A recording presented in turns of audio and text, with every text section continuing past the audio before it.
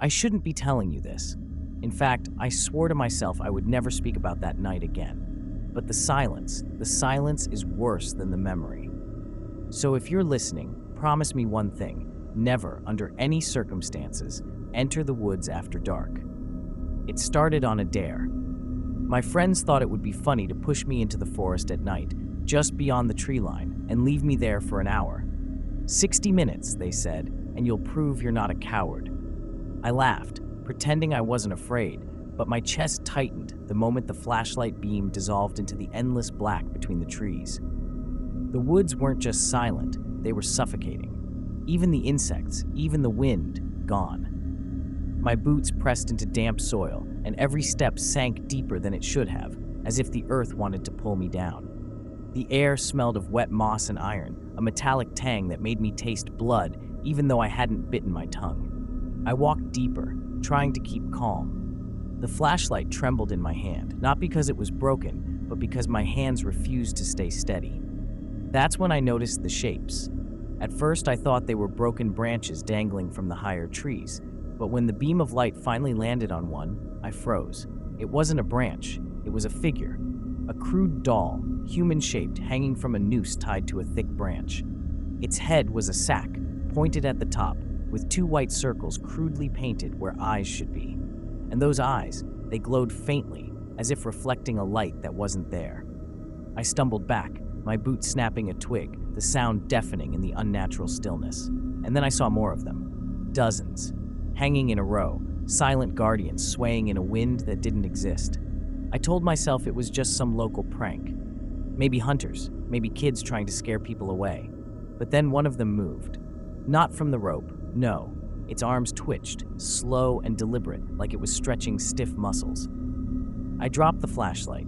The beam rolled across the forest floor, sliding against roots until it pointed into the distance. For a brief second, I wished it had gone out completely, because in the farthest edge of the light, there was something else. Not a doll, taller, broader. Its head was shaped like the hanging figures, sharp and narrow at the top. Its eyes glowed with the same pale white, locked directly on me.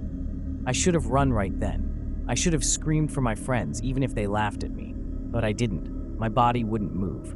The only sound I heard was my own breath, sharp and ragged, and the faint creak of rope tightening above me. And then, the first whisper. The whisper was so faint, I almost convinced myself it was the trees. But no tree has a voice like that, raspy, drawn out, like dry leaves scraping against glass. It came from above me, from one of the hanging figures. I forced myself to look up. Its sack-like head swayed slightly, those painted eyes glowing brighter than before.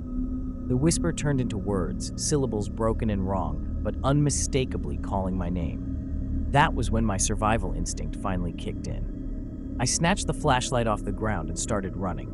Branches whipped at my face. The roots grabbed at my ankles, but I didn't care. I just needed out. The forest seemed endless, every turn pulling me deeper instead of closer to escape. And then the light went out. Pitch black. My lungs burned as I tried to catch my breath in the suffocating darkness. I slapped the flashlight, twisted it, prayed it would flicker back to life. Nothing. The only illumination came from the glowing eyes, dozens of them now, surrounding me in every direction. They weren't swaying anymore. They were moving. Slowly, carefully, their limbs began to writhe against the ropes. Some bent at angles no human joints should allow. Others twisted silently in the air, like grotesque marionettes. My ears rang with whispers, hundreds of them layered over each other, all muttering my name in that same dry, broken tone. I stumbled backward until I hit a tree. The bark was damp, slick, and when I pulled my hand away, it was dark with something thicker than water. I didn't want to smell it, didn't want to think about what it was. But then I felt it, breath, hot, heavy, against the side of my face. I turned, and it was there, the tall one. Not hanging, not bound, but standing. Its form was draped in something ragged, almost like roots or shredded fabric, and its arms stretched unnaturally long, dragging along the soil.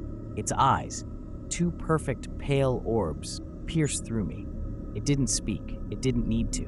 Because in that instant, the whispers stopped. Every hanging figure turned toward me, their heads twitching in unison, ropes creaking under the strain. I bolted. I don't remember choosing a direction. I just ran, heart pounding so hard I thought it might burst. The forest floor seemed to tilt and shift beneath me, trees bending as though they wanted to close the path. Every time I looked back, those glowing eyes were closer, darting between trunks, gliding rather than walking. And then I saw something that froze my blood more than the creatures themselves. My friends. Or at least, what looked like them. Hanging among the figures, their faces pale and swollen, their mouths gaping open in silent screams. Their eyes glowed just like the dolls, lifeless yet fixed directly on me. My stomach lurched, bile rising in my throat. I knew it wasn't possible. They were supposed to be waiting for me outside the woods. But there they were, suspended in the air, ropes digging into their necks. One of them twitched and whispered my name. I collapsed to my knees, choking on the weight of the air. My chest heaved, every breath like swallowing fire. The ropes creaked louder above me, a symphony of strained fibers until the forest echoed with the sound of swaying bodies. I wanted to scream, but the moment I opened my mouth, I heard it, an exact copy of my own voice, whispering from the dark. "Don't run, stay with us." My vision blurred. I couldn't tell if it was from tears or the crushing pressure of the atmosphere around me. The glowing eyes advanced, closer and closer, until I could make out the texture of their faces. Not sacks, not paint, flesh, stitched and torn, stretched into grotesque masks. Their mouths were sealed shut by coarse twine, but I could feel words pushing from inside them, muffled cries clawing to escape. The tall figure bent toward me. Its limbs cracked as it lowered, towering above until its head was only inches from mine.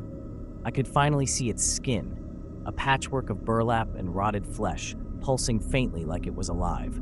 Its breath carried the stench of decay and damp earth. And then it raised its arm. Something dangled from its fingers. A rope. It slipped the noose over my head before I could react. The scratch of the fibers against my throat burned like fire. I clawed at it, desperate, but the knot tightened as if invisible hands pulled from above. My feet left the ground. My body thrashed against the invisible grip, lungs collapsing as the rope bit deeper into my skin. The world spun, my vision spotted with darkness. But through it all, I saw them, my friends, swaying beside me.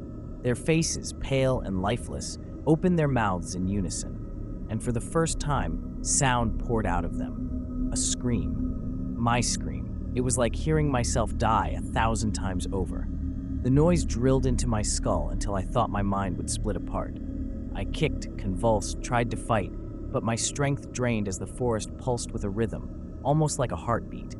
In those final seconds, I realized something horrifying. The figures weren't warning signs. They weren't meant to scare people away. They were invitations, a growing family. The rope cut deeper. My body went limp, but I didn't hit the ground.